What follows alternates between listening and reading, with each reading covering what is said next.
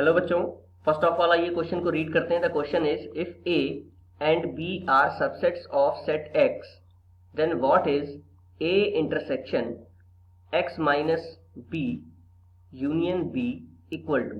यहाँ पर 4 option given है A B C and D और हमें इनमें से करेक्ट ऑप्शन चूज करना है। तो आइए इस क्वेश्चन को सॉल्व करते हैं।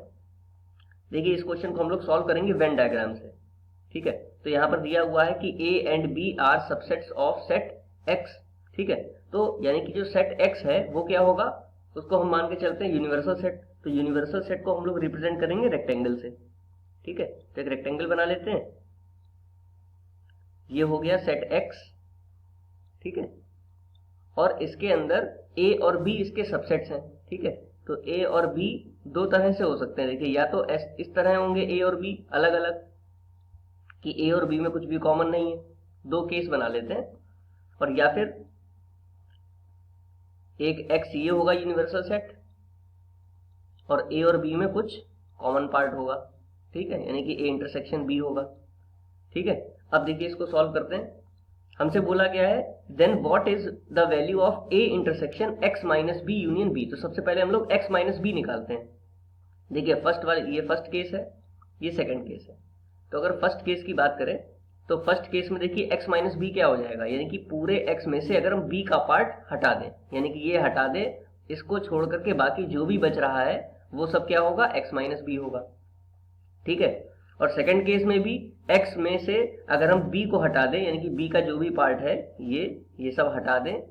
ठीक है, ये पार्ट अगर हटा देते तो बाकी जो भी बच रहा है वो x माइनस बी होगा।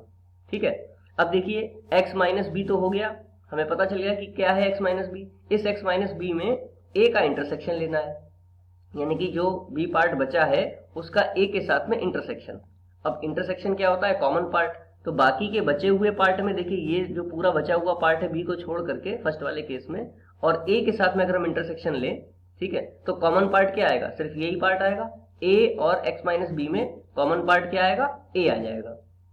ठीक है, यानी इस पूरे की वैल्यू हमें फर्स्ट केस में क्या मिल रही है, ए मिल रही है। अगर फर्स्ट केस में देखें तो A intersection X minus B की वैल्यू क्या मिलेगी, ए मिलेगी। ठीक है, और इसके आगे क्या हमें फाइंड करना है, यूनियन बी। तो यूनियन बी, यानी कि फर्स्ट केस से जो हमारा आंसर निकल के आ रहा है वो क्या आ रहा है, ए यूनियन बी आ रहा है। ठीक है, अब सेकंड केस में भी देख लेते हैं।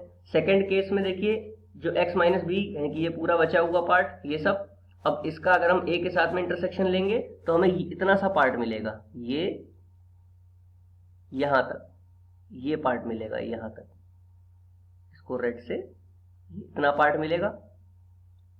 ठीक है, अब इसके आगे हमें b के साथ में इसका यूनियन भी लेना है। तो जब इस पार्ट का हम b के साथ में यूनियन लेंगे, b ये पूरा पार्ट है। ठीक है, तो जब ये b पूरा पार्ट है, इसके साथ में इसका यूनियन करेंगे तो ये इंक्लूड हो जाएगा। ठीक है, तो अब हमें क्या मिल रहा है, इसका आंसर ये पार्ट और ये पार्ट। ठीक है, इन दोनों को मिला करके हम क्या कह सकते हैं, a यूनियन b। ठीक है, तो दोनों ही केसेस में हमारा आंसर क्या आ रहा है, A union B, which is option number A. तो दोनों ही केसेस में हमारा आंसर क्या आ रहा है, A union B, which is option number B. तो B is the right answer. I hope आपको ये क्वेश्चन समझ में आया होगा। Thank you.